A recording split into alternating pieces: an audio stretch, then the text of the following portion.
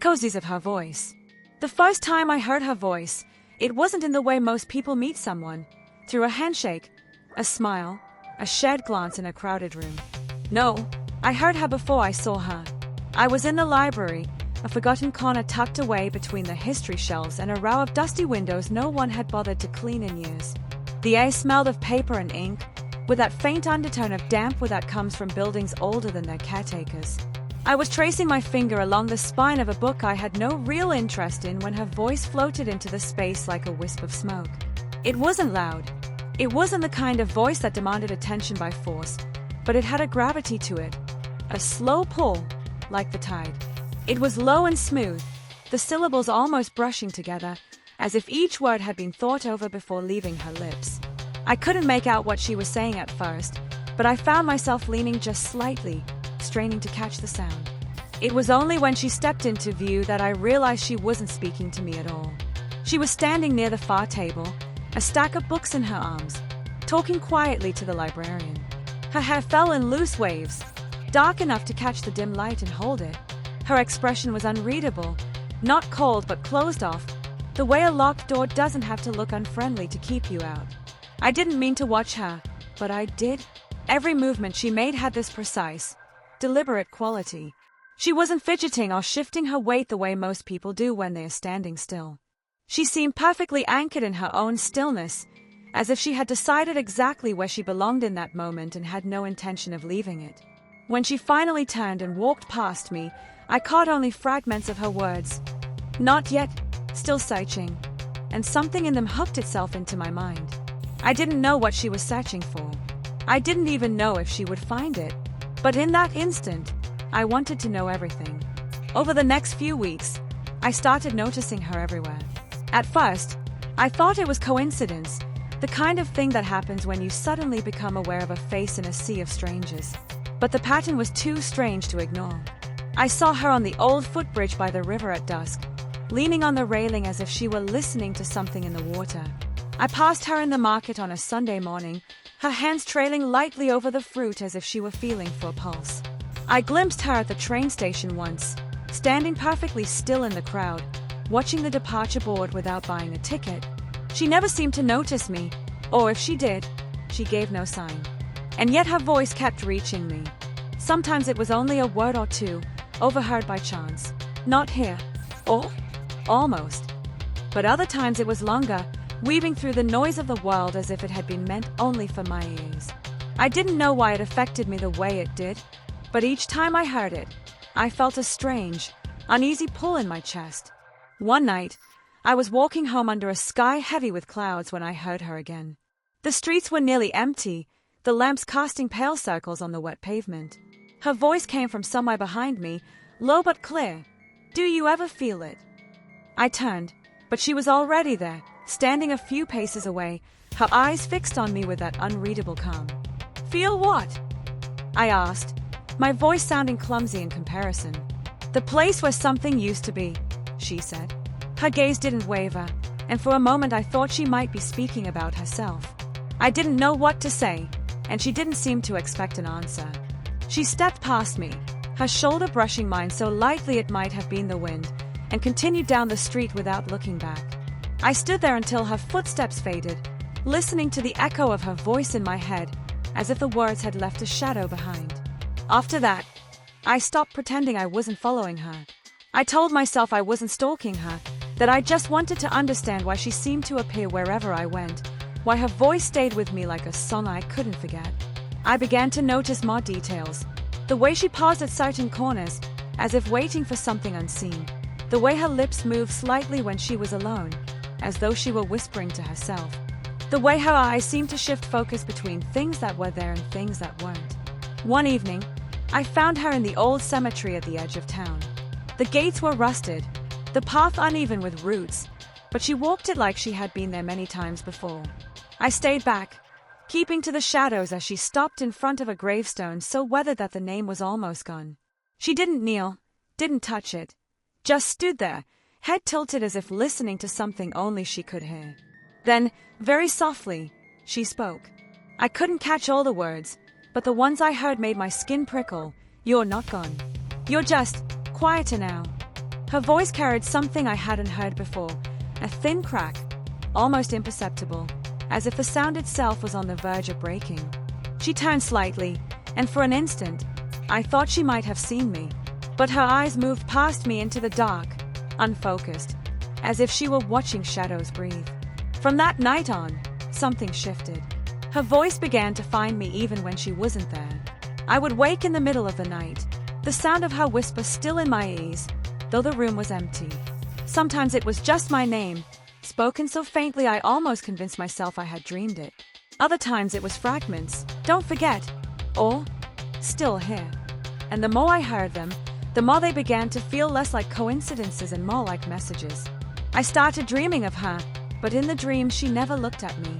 I would see her walking through streets that bent in impossible directions, standing at the edge of an ocean with no horizon, or sitting in a chair in a room with no walls. She would speak in that same voice, low and deliberate, but I could never make out all of what she said. The parts one understood stayed with me when I woke, growing heavier each time. It became harder to tell when I was awake and when I wasn't. Sometimes I'd be walking through town and hear her voice clear as day, only to look around and find I was alone. Sometimes I'd think I saw her at the far end of a street, but when I blinked, she was gone. I stopped telling anyone about it. I didn't want to hear the explanations. Stress, fatigue, imagination. None of those words felt big enough to hold what was happening. One night, in the deep hours when the world feels thinner, I heard her again. This time, it wasn't a whisper. It was close, right behind me, the words spilling into the air like they had been waiting there all along. "You've been listening." I turned slowly, and she was there. Not across the street, not down the path. There, within arm's reach. The light from the lone street lamp caught in her eyes, and for the first time, I thought I saw something like recognition. "What is it you're looking for?" I asked, my voice steady only because I didn't have the strength to let it shake. Her lips parted as if she were about to answer, but instead, she stepped closer. I could feel the faint warmth of her breath when she spoke. "Not looking," she said. "Following." The words sent a shiver down my spine, and before I could ask what she meant, she was gone, not walking away, not fading into the distance, but gone, as if she had never stood there at all. The silence that followed wasn't empty. It was thick, pressing in on all sides, and somewhere inside it, I thought I could still hear the faintest echo of her voice, repeating the same word over and over, too softly to understand. It didn't stop after that. If anything, it grew stronger. I began to hear her in places where there shouldn't have been sound, in the hollow pause between footsteps, in the rustle of leaves on windless days, in the low hum of the air just before rain. It was never loud, never urgent, but always there, threaded through the fabric of everything. I don't know when I stopped trying to find her and started simply following the sound. Sometimes it led me to empty streets, sometimes to crowded rooms where no one else seemed to notice the way the air shifted. Sometimes it led me to the edge of places I had never been before, places where the ground felt unfamiliar beneath my feet. And always, the voice stayed just ahead of me, never far enough to lose, never close enough to catch, drawing me onward into the quiet. The night I found the river again, it was colder than it had been in weeks. The wind carried the kind of bite that makes the skin along your arms prickle even through fabric.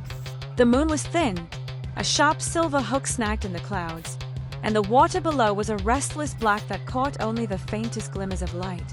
I stood on the footbridge where I had once seen her, the rail cold beneath my hands, and listened. It began the way it always did, a thread of sound, low enough that I had to still every part of myself to hear it. But this time, it wasn't drifting on the air. It was rising from below. The voice seemed to come from the river itself, the current twisting it into something that wavered between words and music. I leaned over the railing, straining to catch it. "Come down!" The syllables trembled like they'd been carried across a long distance. My heart beat harder. I scanned the dark water, searching for movement, but the surface only rippled in the wind. I knew it was dangerous to climb down from the bridge, but that knowing was nothing compared to the pull I felt. The slope to the riverbank was steep, the grass slick with frost, and my boots slipped more than once before I reached the bottom. The ground was soft with mud that pulled at my feet, and the cold air near the water made my breath hang pale in front of me. The voice came again, clearer now, though still threaded with something I couldn't name. "You're close." The river's edge looked wrong somehow, as if the shadows didn't quite match the shape of the earth. I stepped closer, and for a moment, I thought I saw her reflection, clearer than the moon's light should have allowed, her face tilted toward mine though the water lay empty before me.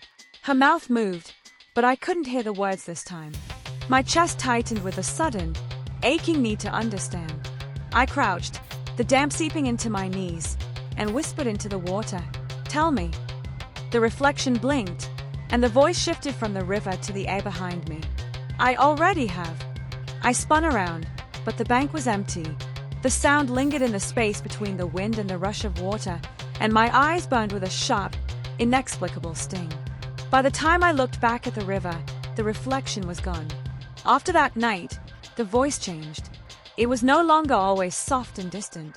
Sometimes it came suddenly, like someone speaking directly into my ear. Sometimes it was so loud in my head that I had to stop walking, certain someone nearby would hear it too. But no one ever reacted. No one turned. No one paused. It was as if the sound was locked inside me, pressing against my thoughts from the inside out. I began waking in places I didn't remember walking to, an alley lit by a single flickering bulb, the cracked steps of an abandoned church, the outer edge of the cemetery. My hands would be cold, my legs aching, but I'd have no memory of how I'd arrived there. The only thing that connected these moments was the faint echo still curling through my mind, as if her voice had been guiding me while I slept with my eyes open. One morning, I woke to find something clenched in my fist, a small piece of paper, worn thin and damp with sweat. There was no handwriting on it, no numbers, no symbols, just a faint stain that looked like it had bled through from something else long gone. I kept it in my pocket, unable to explain why, but certain it wasn't mine. The days began to blur. My reflection in the mirror looked slightly wrong, the lines of my face sharper than I remembered, my eyes darker. I thought about telling someone, anyone, what was happening, but the words felt dangerous, as if speaking them aloud might let something in. The voice, however, never seemed concerned with my hesitation. One afternoon, in the nearly deserted market, I felt the air shift. That subtle heaviness rolled in, and I knew she was close. I turned slowly, and there she was, standing at the far end of the aisle between two stalls. She wasn't looking at me. She was studying a row of old glass bottles on a wooden table, her fingers lightly tapping one as though testing its sound. I walked toward her without thinking. The crowd seemed to thin between us, the noise of vendors and customers dropping to a muffled hum. By the time I reached her, she had turned, and for the first time, I saw her smile. It was small, almost uncertain, but it carried the weight of something ancient. "You've been following me," she said. "I thought you were leading me." Her smile faded into something more unreadable. "Does it matter?" "Yes." My voice cracked, and I hated that it did. "I don't know what you want from me." She tilted her head, studying me as though I were the one out of place. "You think I want something. You keep calling me." Her eyes softened, but only for a moment. "I call what listens. You chose to answer." Before I could respond, she stepped past me and was gone into the crowd. I chased after her, but every turn showed only strangers' faces, the sound of her voice already fading into the market noise. That night, I dreamed of a cemetery again, but the gravestone she had stood before was no longer weathered. The name carved into it was mine. I woke with the taste of dirt in my mouth, my hands curled into the bed sheets as though I had been clawing my way upward from the ground. In the following days, the voice grew more insistent. It began using words I couldn't entirely understand, phrases that felt older than language, their meanings brushing just beyond my reach. Sometimes, I felt those words vibrating in my bones, as if the sound wasn't moving through air but through me. I started, keeping a notebook, writing down anything I could remember hearing, though the letters seemed to twist on the page if I stared at them too long. One evening, I sat by my window, the street below quiet except for the occasional car. I was halfway between waking and sleeping when the voice came, not from outside, not from the air, but from somewhere behind my thoughts. Almost there. I didn't move. My breath felt heavy, and I realized the room had grown colder. The shadows along the walls stretched longer than they should have. their shapes bending toward the corner near my desk. In that corner, the darkness seemed thicker, layered, as if it had depth. The voice came again, from within that dark. "You're ready." I don't remember standing, but I was suddenly close enough to reach out. My hand hovered just above that strange shadow, and I could feel a faint vibration in the air, like the hum of a far-off engine. When my fingers brushed it, the sound flooded my head, not just her voice, but dozens layered over each other, some whispering, some crying, some speaking in tones I couldn't name. I jerked back, but the sound didn't stop. It was in me now, pressing against my ribs, threading itself through the space between my thoughts. I stumbled to the bed, clutching my head, and for a moment, I thought I could feel her there, standing behind me, her hand almost on my shoulder. When it finally eased, I was lying on the floor, my head against the cold wood.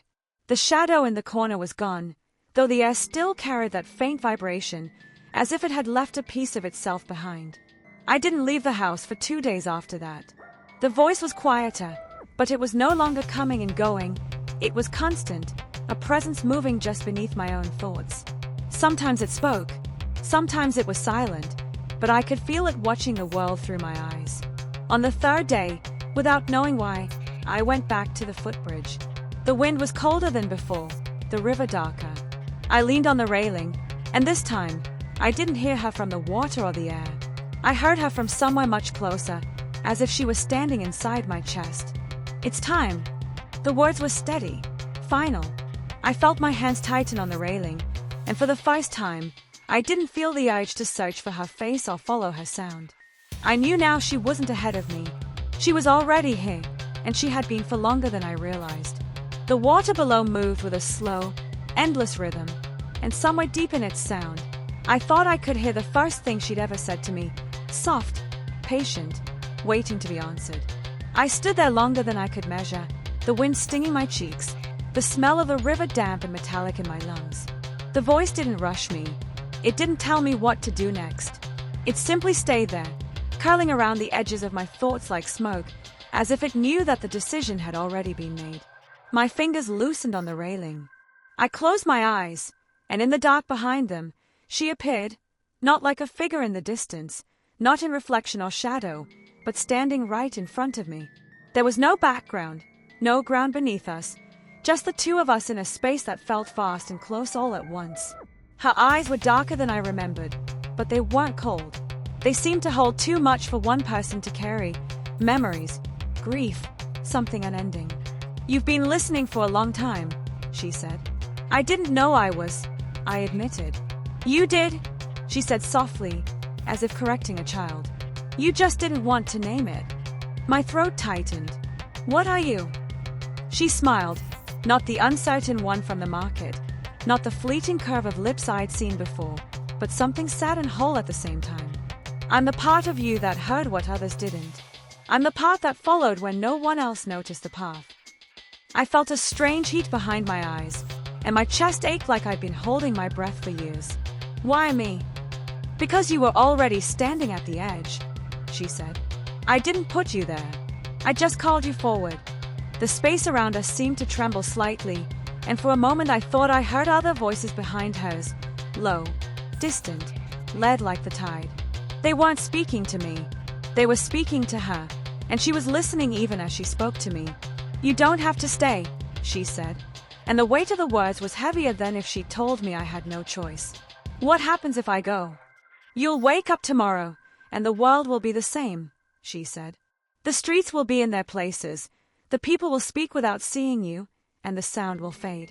You'll forget me slowly, but not completely.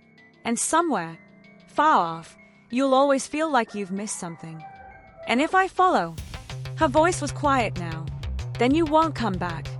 I thought of all the nights I had spent searching without understanding, of the way her voice had found me in the cracks between moments, of how the world had started to feel less solid each time she spoke. And I realized that somewhere along the way, the idea of not hearing her anymore had become unbearable. "I'm tired of going back," I said. Her expression didn't change, but something in her eyes seemed to deepen, as if she had been waiting for those exact words. She reached out her hand, and though I hesitated, I placed mine in hers. It was warm, But not in the way human warmth feels. It was a living warmth, the kind that comes from the center of something. The moment our hands touched, the space between us dissolved. The bridge, the river, the cold night, they all fell away. I was moving, but not in a direction. It was like being pulled through a current that had no water, through layers of sound instead of air. Voices brushed past me, some in languages I didn't know, some in tones that didn't belong to any language at all. She didn't speak during that pull, but I could feel her presence just ahead of me, guiding me through a place that wasn't bound by distance. Every now and then, I'd catch fragments. Closer, not yet. Until suddenly there was no movement at all. We were standing in a place that felt vast but weightless, like the inside of a sound. There was no horizon, only shifting light and shadow that pulsed in time with something I couldn't name. In the distance, or maybe very near, I could see figures. They didn't have faces, but I recognized them in the way you recognize a song you've never heard before. "They're like you," I said quietly. "They were," she corrected. I understood then, not completely, but enough. Each of them had once stood where I had, hearing the voice that no one else could hear, following it past the point where the world would let them turn back. She let go of my hand, but she didn't step away. "This is where the echoes come," she said. "Where they stay." I listened, and I could hear it.